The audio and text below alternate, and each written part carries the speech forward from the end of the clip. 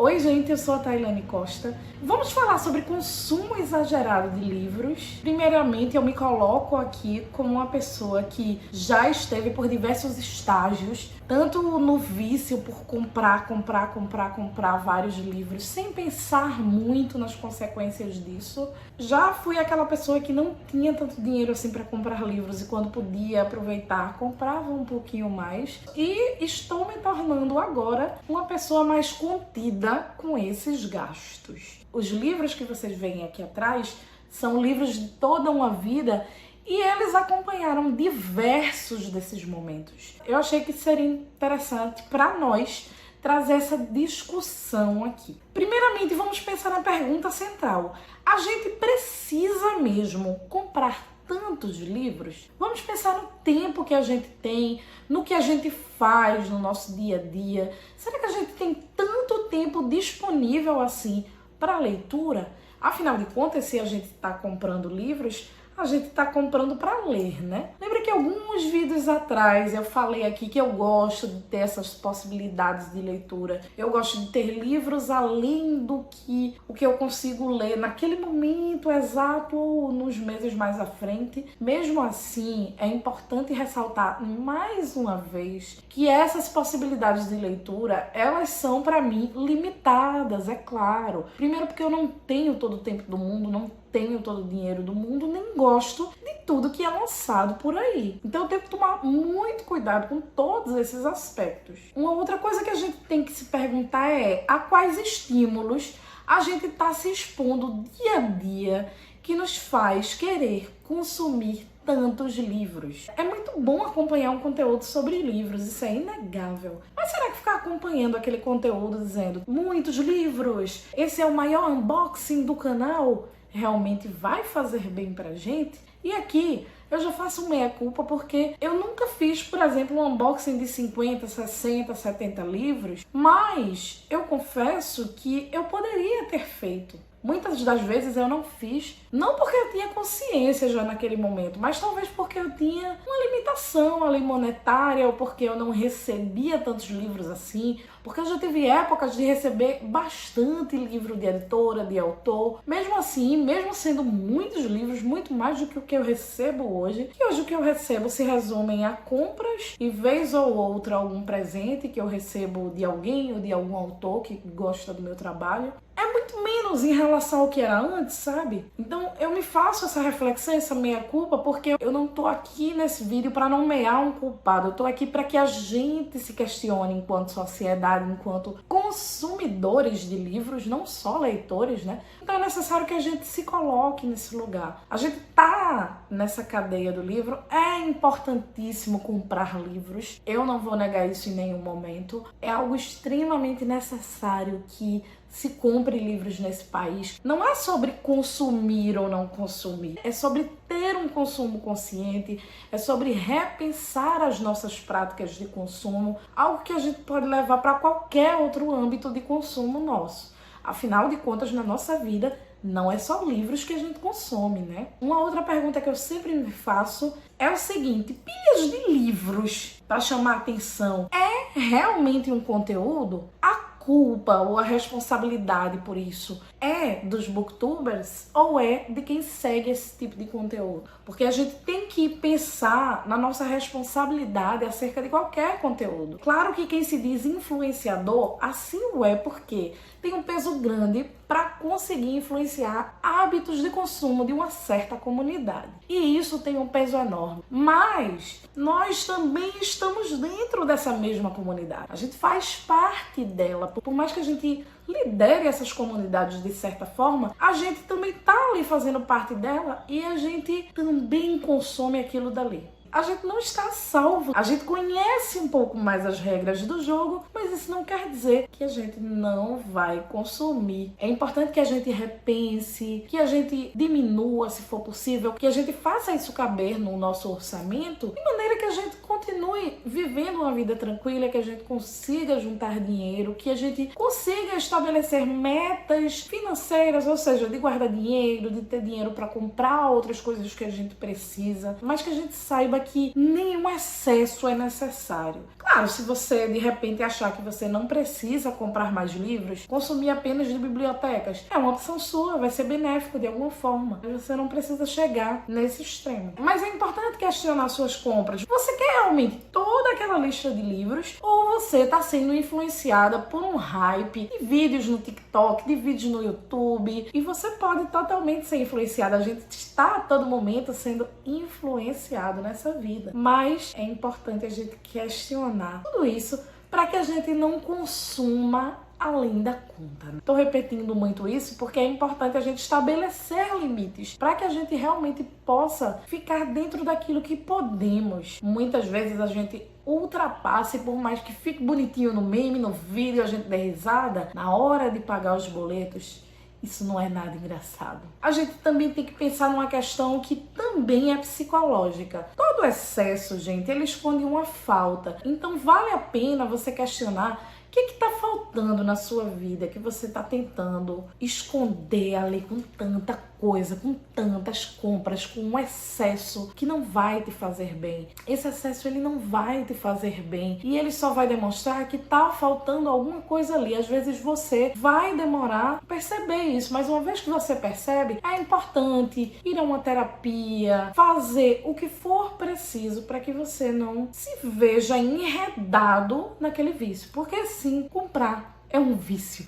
e dos piores. E aqui eu chamo a atenção pra gente também que produz conteúdo, porque em nenhum momento eu tô criticando outras pessoas sem trazer também a autocrítica. Porque eu não estou alheia a nada disso, eu não estou olhando de cima todos os meros mortais passando por essas situações. Eu já passei por tudo isso. E é importante a gente se questionar. Pra que tanta unboxing, a gente se enche de caixas, a gente fica atulhado de coisa. Tem também uma questão que deve ter algum nome para psicologia, mas eu não cheguei a pesquisar, que é muito bom a gente receber uma caixa, aquela coisa da novidade, mas uma vez que a gente abre e a gente descobre o que é, aquilo dali já não tem mais a mesma mágica pra gente. E só outra caixa, e mais outra, e mais outra, e mais outra, vai trazer essa sensação. E essa sensação, ela também vicia. Muitas vezes o consumo está ligado exatamente a essa sensação. Tenho certeza que deve ter um nome específico pra isso. Só não sei. Se alguém souber, aliás,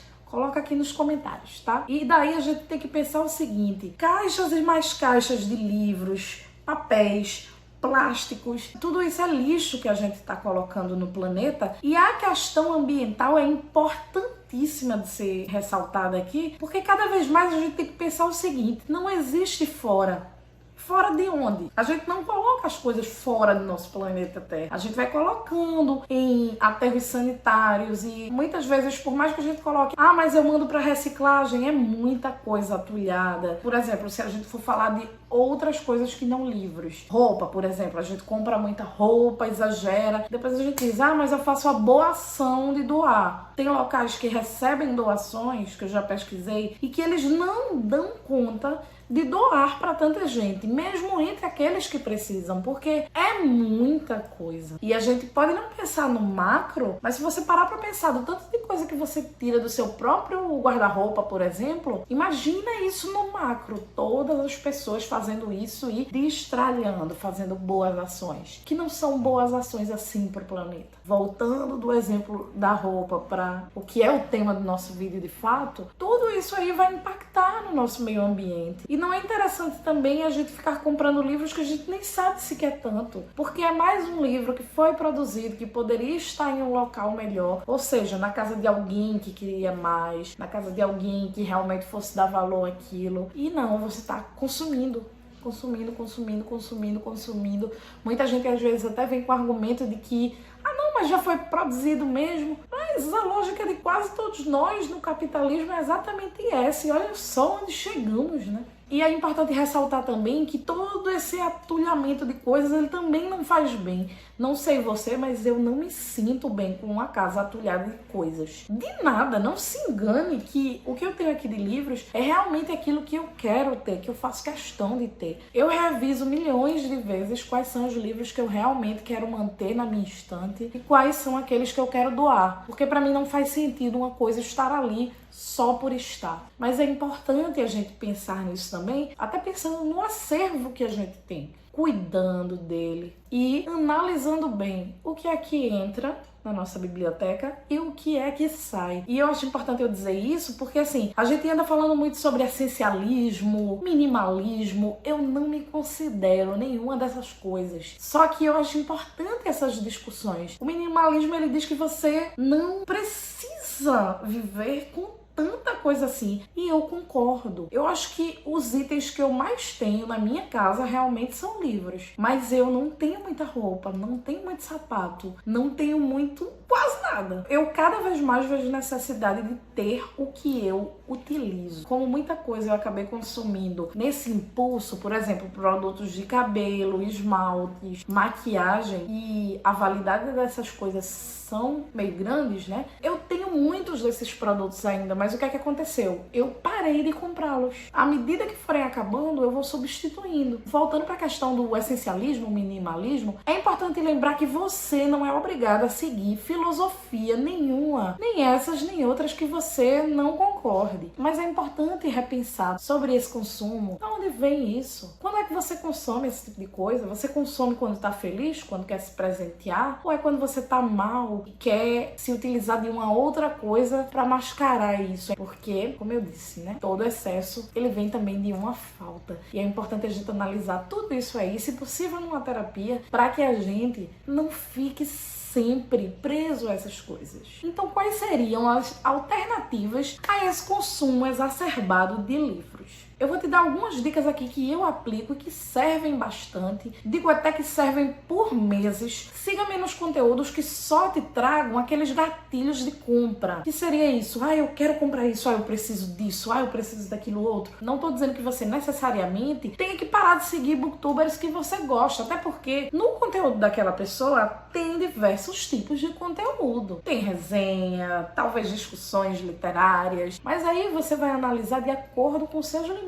Se aquilo dali, se aquele produtor de conteúdo traz gatilhos muito fortes pra você, é melhor pelo menos você dar um tempo. Eu entendo que talvez você goste muito dele e isso acaba por ser difícil, porque é um hábito nosso seguir pessoas que nós gostamos muito de assistir. Mas é importante que você tenha o seu objetivo em mente para que você não se perca disso. Comprar livros em sebo, é interessante fazer isso até em se tratando do meio ambiente, porque os livros de sebo, eles já vieram de outras estantes, eles já estão há algum tempo aí nesse mundo e eles já tem uma história interessante. Também não é todo livro de sebo que é velho. Tem muita gente que diz que não compra livro de sebo porque é velho ou porque é usado, sem saber que sebos também tem livros novos, que ainda vêm no plástico, e que mesmo assim você pode conseguir comprá-los por um valor muito mais baixo do que o valor de livraria. Você também pode esperar promoções em sites para comprar seus livros novos. E daí não tem problema algum, se fizer sentido, claro, e você tiver o dinheiro para isso, você fazer aquela compra maior, porque aí você pode fazer uma lista no longo prazo e vai vendo o que realmente você quer ler. Dessa lista você vai vendo os preços e vai acompanhando. Quais valem a pena comprar agora? Quais eu posso esperar um pouco mais para comprar depois? Você pode ficar olhando os preços por mais tempo. Aquele livro não vai se acabar com tanta facilidade assim, principalmente se forem livros que estão sendo produzidos a todo tempo, como são os best-sellers, por exemplo, ou clássicos que são publicados por várias editoras. A não ser um livro raro,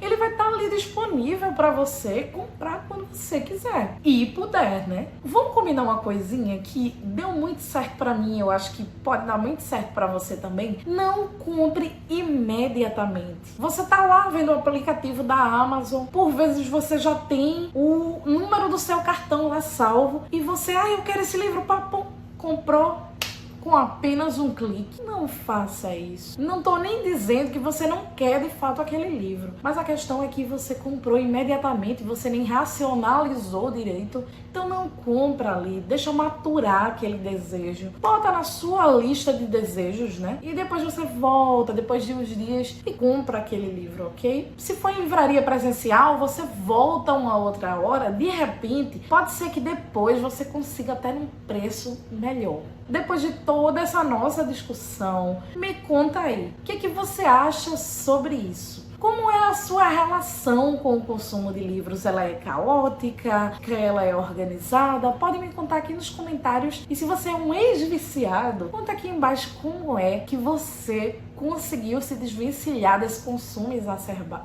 Lembre-se, comprar também faz parte, mas não precisa ser o centro da nossa vida. Eu espero que vocês tenham gostado desse vídeo. Não deixe de curtir, de se inscrever no canal, compartilhe para aquele seu amigo que é viciado numa compra, que eu quero que você faça ele refletir um pouco, tá bom? Tchau, um beijo enorme e até o próximo vídeo.